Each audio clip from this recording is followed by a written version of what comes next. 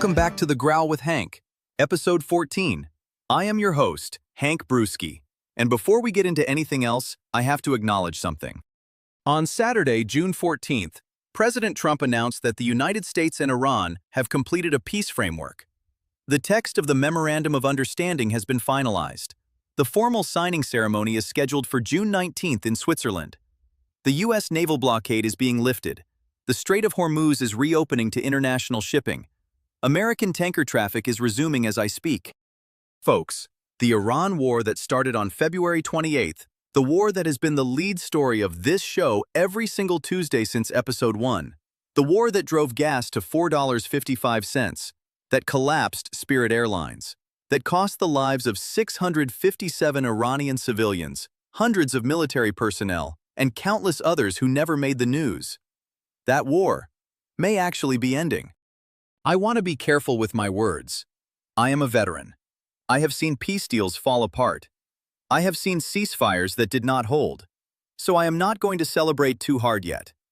But I am also not going to deny what just happened. Pakistan, Qatar, Saudi Arabia, and Turkey mediated this. Both sides have signed. The strait is opening. Oil dropped 5% overnight. Gas is now at $4.07 and falling for the third straight week. This is real progress. And then, last night, while Americans were celebrating the World Cup, Russia launched its biggest attack on Ukraine in 2 weeks. 70 missiles, 611 drones. They hit Kyiv, they hit Kharkiv, and they hit something I cannot stop thinking about. The Kyiv Pechersk Lavra, the 1,000-year-old monastery, a UNESCO World Heritage Site. They set the Dormition Cathedral on fire. They damaged one of the most important Christian shrines in the world. While 5 firefighters in Kharkiv were killed in a, quote, double-tap strike, a Russian tactic where they hit a site, wait for first responders, and then hit it again. 5 rescuers dead last night. So today we are going to talk about both. The deal that may end one war, and the strike that escalates another. Coffee up. This is going to be heavy. Let us go. Time for the Bears Brew. 4 stories. Let us go. Saturday, June 14th. President Trump announced from the G7 summit in Europe that the United States and Iran have completed a peace deal framework. The text of the Memorandum of Understanding is, in their words, quote, complete. Iran's Supreme National Security Council confirmed it. The formal signing ceremony is scheduled for June 19th in Switzerland. Here is what is in the deal as announced. Immediate end to military operations across all fronts, including Lebanon. That means the Iran-Israel fighting we covered last week should stop. The U.S. naval blockade of Iranian ports? Lifted. The Strait of Hormuz? Reopening to all international shipping, toll-free. American military forces are pulling back. Tanker traffic is already resuming as I record this. Who made this happen? 4 mediators.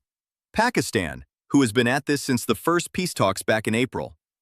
Qatar, who is the regional adult in the room. Saudi Arabia, our complicated ally. And Turkey. Without those 4 countries, we do not get a deal. Period. Now let me be a veteran here and put on the brakes a little, because I have lived through enough peace deals to know what happens next. Number 1. Implementation. The deal is signed in 4 days in Switzerland. Between now and then, anything can blow it up. A rogue Israeli strike, an Iranian hardliner, a misunderstanding at sea. Until the ink is dry, this is fragile. Number 2. The terms have not all been made public. We know the headlines. End of operations, lift the blockade, open the strait. But we do not know yet about Iran's nuclear program. We do not know about reparations. We do not know about the prisoners. We do not know about how the U.S., Israel, and Iran handle long-term enforcement. Those are the details that kill deals. Number 3. And this is the big one. Iran is fragmented internally. Their government is described as, quote, seriously fractured. Hardline factions inside Iran have already been quietly attacking U.S. ships in the Gulf during talks. If those hardliners do not accept what the moderates have agreed to, this falls apart in weeks, maybe months. Israel is in a similar boat. Netanyahu has his own hardliners. They may not accept what the deal requires. But here is the part I am letting myself feel. After 107 days of war, after the highest gas prices in our lifetimes, after Spirit Airlines collapsing, after the F-35 emergency landing, after the Navy Growlers crashing at the air show, after the 5,000 troops we pulled from Germany, after Project Trust Me Bro got mocked by Iran's parliament speaker. After all of that, there is finally a deal, and the markets are believing it. Brent crude dropped from $95 a barrel to $83. WTI is in the low 80s. Gas just dropped to $4.07, 5 cents below where it was 2 weeks ago. The dollar moved. Bitcoin jumped. The world is reacting to this as real. I am going to allow myself one careful moment of optimism. If this holds, the United States just exited a war we should never have fully gotten into in the first place. That is a good day for America. We will keep watching. June 19th, Switzerland. Eyes on it. While we celebrate one war potentially ending, another war just got worse. Much worse. Last night and into this morning, Russia launched one of its largest air assaults on Ukraine in months. The numbers: 70 missiles, 611 drones, mostly aimed at Kyiv, but also Kharkiv, Dnipro, and other regions. Here is what they hit. In Kyiv, at least 4 people killed, 20 to 30 wounded, apartment buildings on fire, and the Kyiv Pechersk Lavra was struck directly. Let me tell you what that is because most Americans have never heard of it. The Kyiv Pechersk Lavra is a UNESCO World Heritage Site. It is a monastic complex founded in 1051 AD. That is over 1,000 years ago. It predates the Kingdom of England. It predates the printing press. It predates Christopher Columbus by 441 years. The Dormition Cathedral within it has been a center of Orthodox Christianity for nearly a millennium. It has survived Mongol invasions. It has survived the Soviet Union. It has survived 3 world wars. And last night, Russia put a missile through it. The roof is destroyed. The exterior is damaged. The interior is on fire. Ukrainian officials called it a, quote, deliberate attack on a major Christian shrine. President Zelensky called it a, quote, grave crime against Christian culture. UNESCO put out a statement calling attacks on cultural heritage, quote, unacceptable. The EU, Lithuania, Estonia all condemned the strike. And in Kharkiv, the cruelty went even further. There was an initial fire, about 1,200 square meters in the Kolodnohirsky district. Firefighters and emergency responders rushed in to put it out. And then, Russia struck the same location again. The second strike killed 5 rescuers, firefighters from the State Emergency Service, a civil defense specialist, 9 others wounded. This is what is called a double-tap strike. You hit a target, you wait for first responders to come, then you hit it again. It is a war crime. It has been a war crime since the Geneva Conventions, and Russia is using it as a tactic. Why is this happening now? 2 reasons. 1. Putin sees that Trump is distracted by the Iran deal, so he picks now to escalate. 2. Putin is trying to break Ukraine's will before Trump can pivot back to Europe. Putin has been signaling lately that he might be open to a, quote, new relationship with the United States, but he wants Ukraine on his terms. Bigger attacks make the Ukrainian position weaker. Here is what I want you to know as Americans. Russia has been attacking Ukraine the whole time we have been focused on Iran. The whole 107 days. They never stopped. And while we were rightly focused on our own war, Putin took the opportunity to grind Ukraine down. We will talk more about this in Pause and Effect. Story 3. Mixed bag. Some lighter news, some serious. The 2026 FIFA World Cup kicked off this weekend. Hosted across the United States, Mexico, and Canada. 16 host cities, the largest sporting event in human history. And in the first round of matches, 2 storylines. Germany came out swinging. They beat World Cup first-timer Curaçao 7-1. Kai Havertz scored twice. Germany looked like they came to play. They are putting the rest of the field on notice. Japan, on the other hand, looked outclassed by the Netherlands for most of their match. But in the 88th minute, Daichi Kamada scored on a header off a Koki Ogawa corner kick. The Samurai Blue fans went absolutely insane. 2-2 draw. A moral win for Japan, even though it was a tie. The U.S. team plays their first tournament match later this week. They have been warming up against Senegal and Germany. They have been getting blown out, frankly. The US is in a tough group, and the expectations for the home country are sky high. We will track this through the tournament. Now the serious story. Severe weather is hammering the United States. Over 100 million Americans are under some kind of severe weather threat across the Northeast, Midwest, and Mid-Atlantic this week. Damaging winds of 50 to 65 miles per hour, large hail, localized flooding, tornado risk. Hundreds of thousands of people lost power earlier this week, some fatalities reported. More storms are expected today. If you are in those regions, check the local forecast. Charge your phone. Know where your basement or interior room is. Have a plan. Severe weather season is here, and it is going to keep coming through July. Other quick notes. The G7 summit is happening in Europe right now. Trump is there. Iran deal was announced from there. Protests reported in Geneva. Toledo manhunt update. Still no arrests after over a week. Toledo PD says they are following leads. If you have video, the Crime Stoppers number is still 419-255-1111. And UAP, that is UFOs, for those of you who are not into government acronyms. The third tranche of government records was released last week under the new transparency system. Not much in there that has shocked the experts, but the system itself is interesting. Last story. And this is the one that matters for your wallet. Gas is at $4.07 a gallon nationally as of this morning. That is down nearly 20 cents in 2 weeks. Third straight week of declines. And with the Iran deal news, we should see another 15 to 25 cents drop in the next 30 to 45 days as the strait reopens and tanker traffic resumes. Oil prices. Brent crude dropped 4.4% to 5% today, now sitting around $83 a barrel. WTI in the low 80s. Just 2 weeks ago, we were at $95 to $100 territory. That is a 12 to 15% drop in oil. Natural gas dropped almost 2%. What does this mean for the rest of your life? Cheaper gas. Probably cheaper airfare in 60 to 90 days as airlines pass through fuel savings. Possibly cheaper shipping. Cheaper food maybe by August, if this holds and the deal sticks. Lower interest rates from the Fed are still off the table until inflation gets back near 2%. We are at 3.8% as of April. That number is going to come down a lot in the next quarter if oil keeps falling. But, and this is the important but, none of this is guaranteed.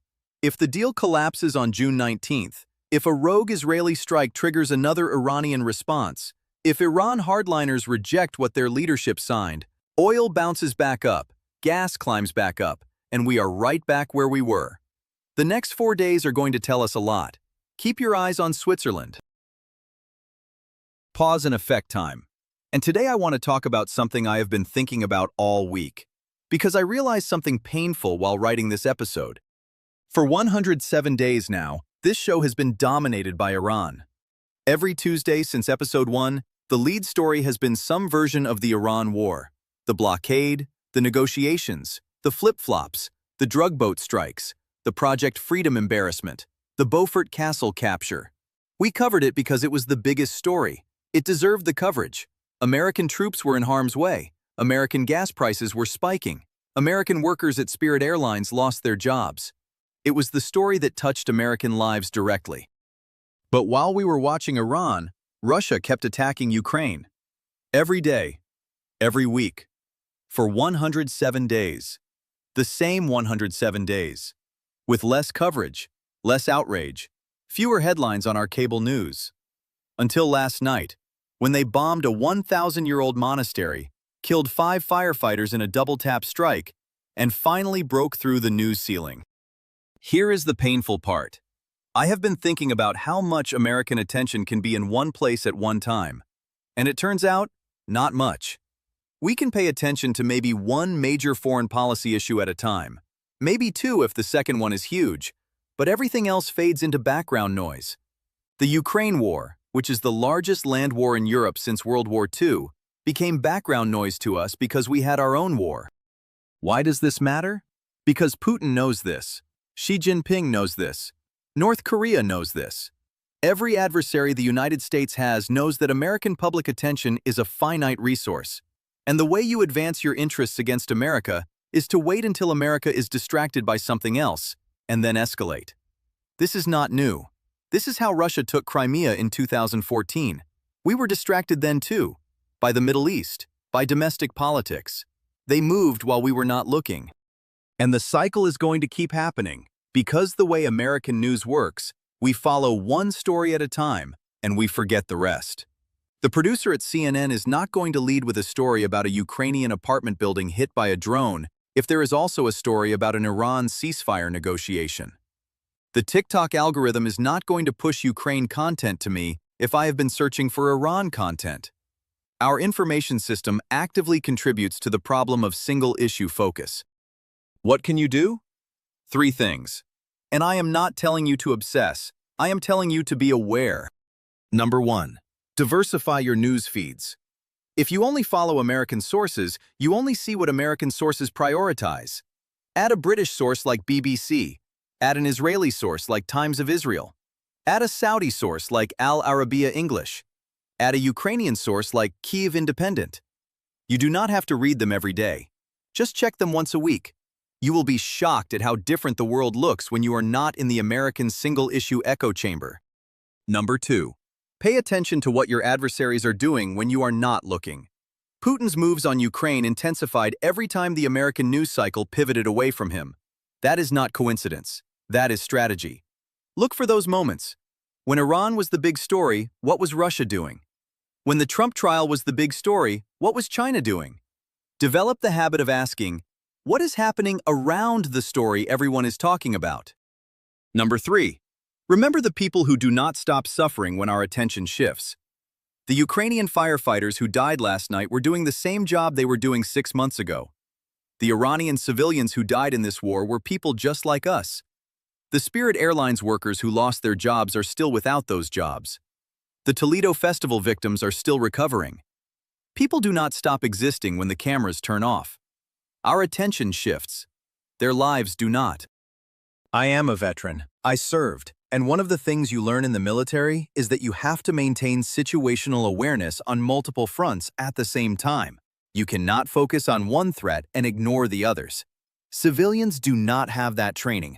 Most of us focus on one thing at a time because that is how our brains work. But as citizens of a country that operates around the world, we owe it to ourselves and to the people affected by our policies to try harder. Iran may be ending. Ukraine is not. Pay attention. Time for the growl. And this week, I am growling about the double-tap strike. In Kharkiv last night, Russia hit a building, started a fire, civilian fire, about 1,200 square meters. The Ukrainian State Emergency Service did what fire departments do all over the world. They rushed to the scene. Firefighters, paramedics, a civil defense specialist. They started doing their job, putting out the fire, looking for survivors, helping the wounded. Then Russia struck again. Same target. 5 rescuers dead, 9 more wounded. The firefighters became the victims. Let me be clear about what this is. The double-tap strike is a tactic that has one purpose: killing first responders. You hit a building knowing it will not kill many. You wait for ambulances and fire trucks. Then you hit the rescue workers. Why? To terrorize the population. To make the people who help in disasters afraid to come. To break the social fabric that holds a country together. It is a war crime. It has been a war crime since the Geneva Conventions were signed in 1949. Article 19 specifically. You do not attack medical personnel and rescue workers. This is not controversial in international law. This is settled. Both Republican and Democratic administrations going back 75 years have agreed on this. And Russia is doing it as a regular tactic. They have used it dozens of times in Ukraine. They used it in Syria when they were backing Assad. They have killed first responders. They have killed doctors. They have killed nurses. They have killed clergy responding to attacks on their own churches. And our response? The world's response has been mostly statements, condemnations, things called, quote, unacceptable.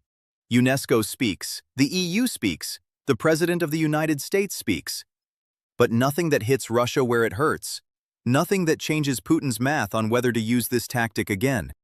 Look, I know nuclear deterrence is real. I know we cannot escalate ourselves into a third world war. Trust me. As a veteran, the last thing I want is American boys and girls dying in Ukraine. But there is a middle ground between starting World War III and shrugging at war crimes. There is sanctions. There is providing more weapons to Ukraine. There is freezing Russian assets and using them to rebuild what they destroy. There is locking Russia out of every international body that matters. There is making it impossible for Russian elites to vacation in Western Europe. There is making it clear that double-tap strikes against firefighters will be answered with sustained, painful, multi-year costs. And here is the thing about double-taps. They are not done by junior officers. They are authorized from the top. Someone in Russian military leadership signs off on every double-tap strike. That person has a name. They have a family. They have assets somewhere. They have children who go to school somewhere. Make sure they pay a personal cost. Make sure every officer who orders a double tap knows that someday, somehow, the world will find them, name them, and put them on the wrong side of history. Permanently. The 5 firefighters in Kharkiv last night were doing the exact same job that thousands of American firefighters do every day. They ran toward the danger. They were trying to help. And Russia killed them on purpose. For no military reason. For the simple terror of doing it. I want their names known. Once Ukraine releases them, I want their names spoken on this show. Because they died doing the most American thing in the world. The thing we celebrate on September 11th every year. Running toward fire when everyone else runs away. They were Ukrainian, but they died like American heroes die. They deserve our respect, and they deserve to see their killers held accountable. That is my growl. That is episode 14 of the Growl with Hank. Quick recap. The Iran war may be ending. The Memorandum of Understanding is complete. Signing ceremony June 19th in Switzerland. The Strait of Hormuz is reopening. The U.S. naval blockade is lifting. Oil dropped to $83. Gas at $4.07. Cautious optimism. We watched June 19th. Russia launched its biggest attack on Ukraine in months. 70 missiles. 611 drones. They bombed the 1,000-year-old Kyiv Pechersk Lavra. They killed 5 firefighters in a double-tap strike in Kharkiv. War crimes happening as we record this. The World Cup started across the US, Mexico, and Canada. Germany dominated Curaçao. Japan tied Netherlands in the 88th minute. Severe storms threatening 100 million Americans. Toledo manhunt still active. Here is what I want to say to wrap up. From Episode 1 on March 17, 2026, this show has covered the Iran war as the lead story almost every week. And if this deal holds, that chapter of American foreign policy is ending. We may be entering a new chapter, with Russia escalating in Ukraine, with China watching Taiwan, with domestic political violence still rising. Hank will be here to cover all of it. Same place, every Tuesday. If you got something out of this episode, share it. Especially the Ukraine story. The firefighters in Kharkiv deserve to be remembered. The Lavra deserves to be in the conversation. Help me amplify it. Subscribe wherever you listen. YouTube, Spotify, Rumble, Apple Podcasts, Amazon Music. Leave a review. Tell a friend. 14 episodes. We are not slowing down. I am Hank Brewski. This is The Growl. Stay sharp, stay free, and I will see you next Tuesday.